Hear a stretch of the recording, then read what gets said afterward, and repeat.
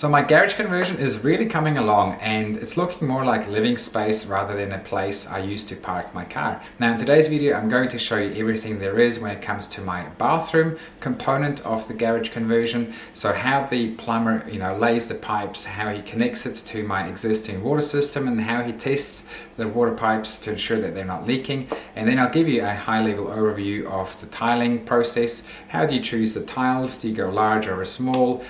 Do you go textured over polished? And give you some insights as to the whole process of tiling a bathroom, including waterproofing. So I'm sure there's some information there for you too today. If you do get some value out of it, I'd appreciate it. Leave a like on this video. It really helps my channel and promotes this video to other like-minded people that perhaps want to convert their garage into a bathroom or bedroom or into living space. So with that said, let's get right into it.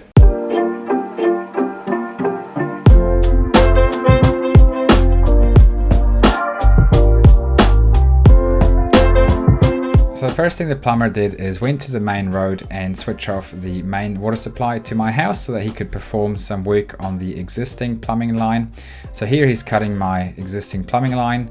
If you guys don't know where your water feeds into your house, just go into the ceiling and backtrack the pipe from the shower back to where it originated from. So you should be able to work out exactly where it enters your house.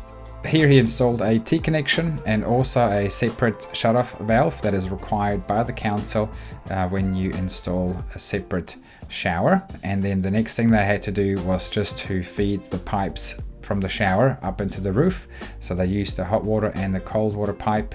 And at this point we already had the shower. We already had to buy the shower because the plumber needed to know exactly on which height he had to install everything. And so the last part of this process was just to repeat the same thing with the hot water and cold water pipes for the vanity. So they drilled 2 more holes to connect to the in-wall tapware that we bought. Again, we needed that tapware on site very early on in the process, but they installed most of the in-wall tapware already, and they wanted me to tell them exactly the height that I prefer. So I had to go to my existing bathroom and figure out how high do I want this tap to be installed. It was a bit difficult without an actual vanity there to figure this out, but I got some good guidance from the plumber, which was quite good. And the last part of the process was to ensure that the pipes weren't leaking. So they used this machine to pump water into the pipes, and they pumped it up to 3 times the working pressure and left that machine in place for 1 or 2 days to monitor if the pressure was to drop. Luckily it didn't, so we were ready for tiling.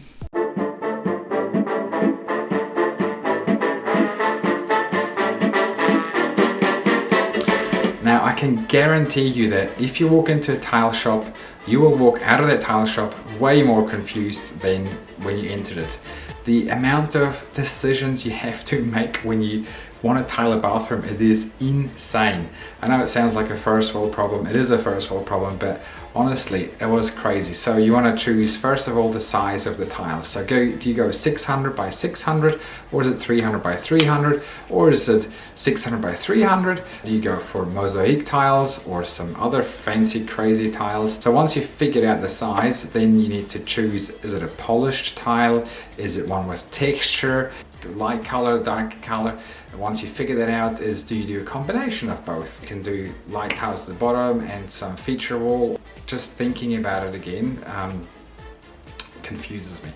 So we went with simple 600 by 600 large tiles, sand color with a bit of texture, and I think we did a really good choice because it lightens up the room. It makes the room feel bigger. The big tiles for some reason make the room feel bigger than it actually is, and so the other thing that I struggled with was the pattern of the tiles. So do you stagger them? Do you have them next to each other? Do you lie them on a 45 degrees angle? And I cut out a piece of paper and laid a couple of patterns at home just so I could visualize it myself. But ultimately the tiler gave me some good inputs, and he said, look, the shower dictates the whole layout of the room and it sort of flows out to the room.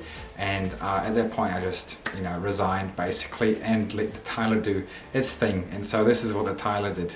So the first step if you want to tile a shower is to put down a screed, I believe that was called. So it's basically out of concrete, and it's done by taking careful measurements along the way to achieve the right angles for the water to drain into the drainage pipe. The next step is to waterproof it using that material here, Aqua Defense, and it's basically like brushing it on, I think, from memory. But you do need a tiler that has a active, valid waterproofing license, because the council needs a copy of that to give you the final sign-off.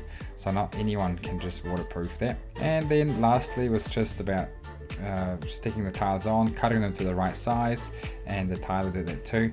And we just had to choose the type of grout we wanted, so we went for a light color, like a gray type of grout, to match with the existing tiles. And the outcome, I mean, it looks phenomenal. I absolutely love it. We don't regret it at all. It cost us $5,000 though to do it, but it just gives it such a nice hotel feel, really.